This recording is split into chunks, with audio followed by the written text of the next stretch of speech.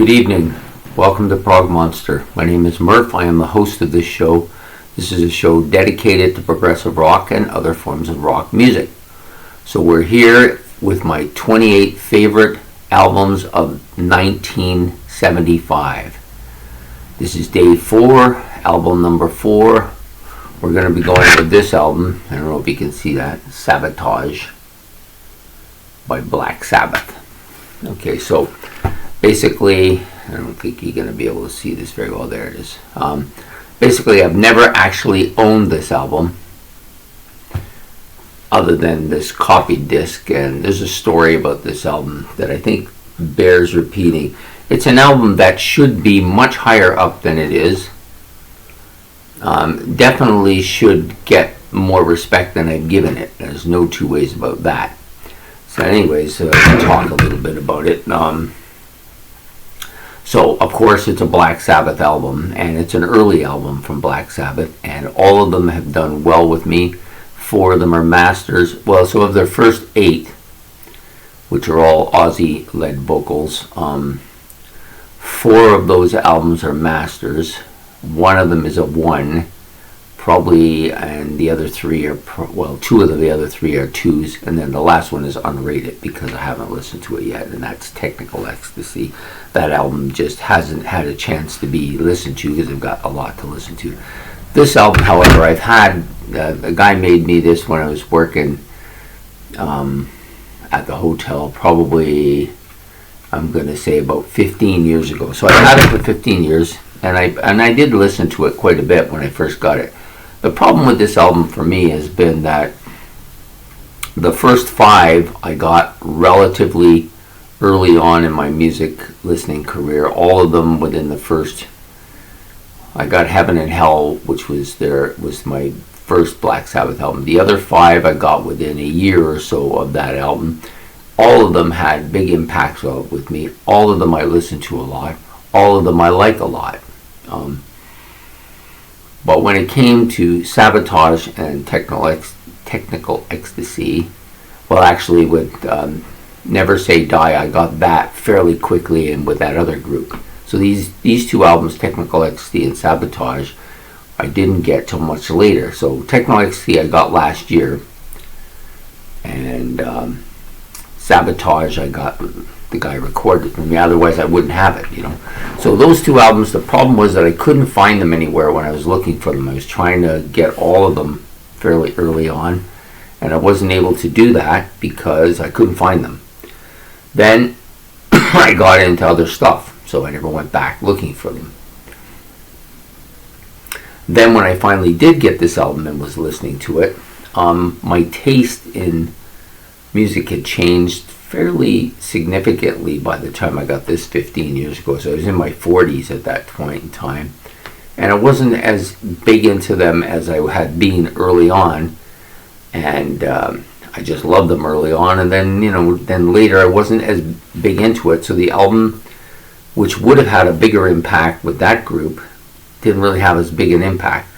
And I still like it. It's a good album. Lots of good stuff on this album. But those are the reasons why it just never seemed to get the kind of respect and the kind of impact that the other original first 5 did. And even Never Say Die had a bit of an impact with me. And I think this is probably a better quality album and also a better vocal album than Never Say Die. But Never Say Die got in with that group, so it was to be a classic. This one just hadn't rated for that other reason. Okay, I haven't explained all that now. There are some good tracks on this album. Most of the album is very solid. Hole in the Sky, of course, I think is a great track. And Symptom of the Universe, of course, is another great track. So both these are really good. But every other song on the album is good. There's no bad songs on here. And I think Ozzy's vocals are better than it is on a lot of Sabbath albums. And this one, no different. I think the instrumentation is good. Yeah, it's a really solid original period Black Sabbath album that just never got the kind of respect that it deserved, primarily because I didn't get it until past that period of time. With the remake issue, which I don't have, there's a lot of other stuff on here. Snowblind, Sapper Cadaver, they added all this stuff in as a bonus track, right? But for this album, Don't Start, Too Late, an instrumental, and then the one with the choir, which is also an instrumental, Superstar or Super Czar, however you want to say it. Another really good track as well. Am I Going Insane? Yeah, that one was on the radio. Nice album, nice song.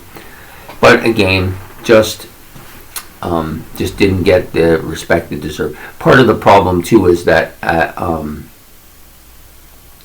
when I got this album, I was married and living with my wife, and she wasn't big on really loud music, so I never really got to play it with the kind of authority that I'd like to play it with, the kind of authority that Sabbath deserves, so it didn't really get as much of a notice because of that as well. So lots of things working against it, but definitely belongs on my top 28 favorite albums of 1975.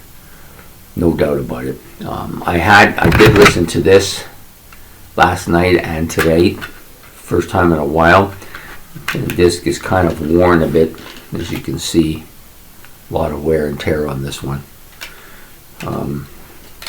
But it was just a pre-recorded, and even though he did a good job recording it, it sounds good. Still, definitely want to add this one to my collection. It's the only original Sabbath album that I don't own. The others I all have. Technical XD I've only listened to once because it's just recently I got it. And wanted to give it some attention as well, and that and Dehumanizer I got recently. So yeah, they've been getting some airplay, where this one just need to get it. That's all there is to it. So Black Sabbath Sabotage, please like, subscribe. It's much appreciated.